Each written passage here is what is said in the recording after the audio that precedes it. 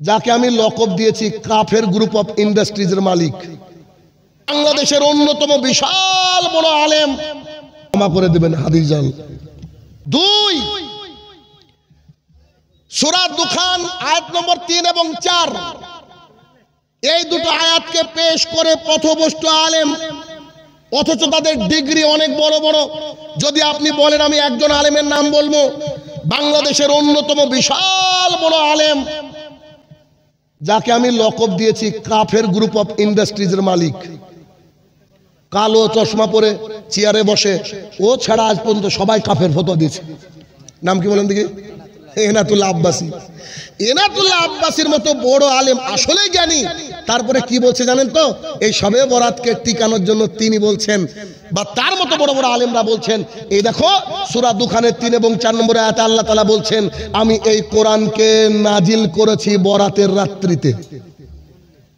একটা মাদ্রাসার ছোট ছেলেকে জিজ্ঞাসা করেন তো, কোরআন কবে নাজিল হয়েছে? কবে? ইন্না আনজালনাহু ফি লাইলাতিল কদর, আমি এই কোরআনকে নাজিল করেছি কদরের রাত্রিতে। কদরের রাত্রি কোন মাসে? রমাদানের শেষ দশকে, ঠিক না? তাহলে এখানে একেবারে স্পষ্ট যে এই মুবারক রজনী, মুবারক রাত্রিটা হচ্ছে লাইলাতুল কদর, বরং লাইলাতুল বরাত নয়। 2 নম্বর ভুল। 3 লাইলাতুল কদর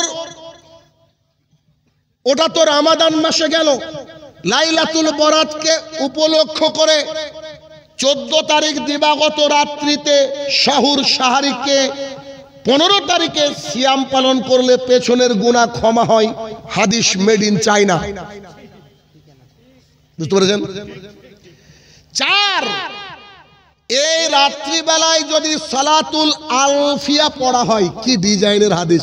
আমি তাজ্জব হয়ে যাই, হাদিস নকল করেছে আবার আরবিতে, যাতে করে মানুষ না বুঝতে পারে। বুঝেন না? মানুষ যাতে না বুঝতে পারে। সালাতুল আলফিয়া নাম দিয়েছে। সালাতুল আলফিয়া মানে আলফ মানে হচ্ছে হাজার। তার মানে এই রাতে 100 রাকাত মানে হাজারি নামাজ বলা হয়। তো এই রাতে 100 রাকাত সালাত আদায় করা হয়।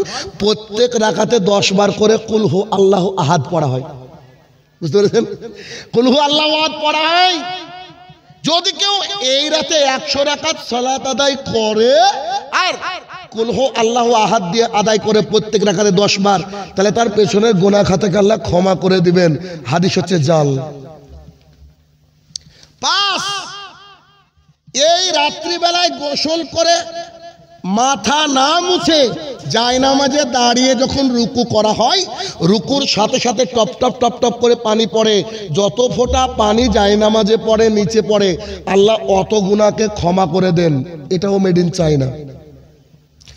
6 এই রাত্রিবেলায় আল্লাহ সুবহানাহু ওয়া তাআলার কাছে যারা চলে গিয়েছে, সেই সব যারা রুহু, ওই সব রুহুগুলো আল্লাহর জমিনে নেমে আসেন।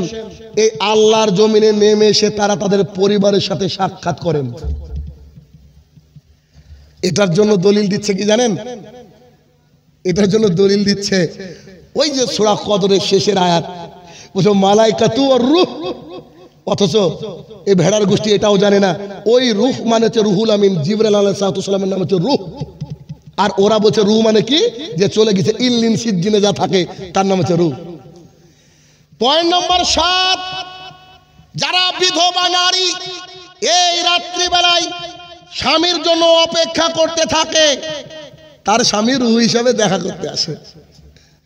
পয়েন্ট নম্বর 8 বাড়ি ঘরগুলাকে, মসজিদগুলাকে, কবরস্থানগুলাকে মোমবাতি দিয়ে বিভিন্ন কিছু দিয়ে সাজানো হয়। এটা হচ্ছে হিন্দুদের দীপাবলির নকল। এগুলো হয় কি হয় না? অনেক জায়গায় এগুলো হয়।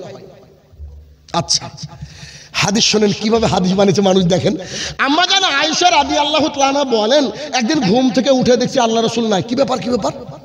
আমি দৌড়ে চলে গেলাম বাইরে গিয়ে দেখছি বাকির মধ্যে দাঁড়িয়ে আল্লাহ রাসূল দোয়া করছেন। আমি তার কাছে পৌঁছানো মাত্রই আমাকে বলছে আয়েশা। আমি বললাম জি বলেন।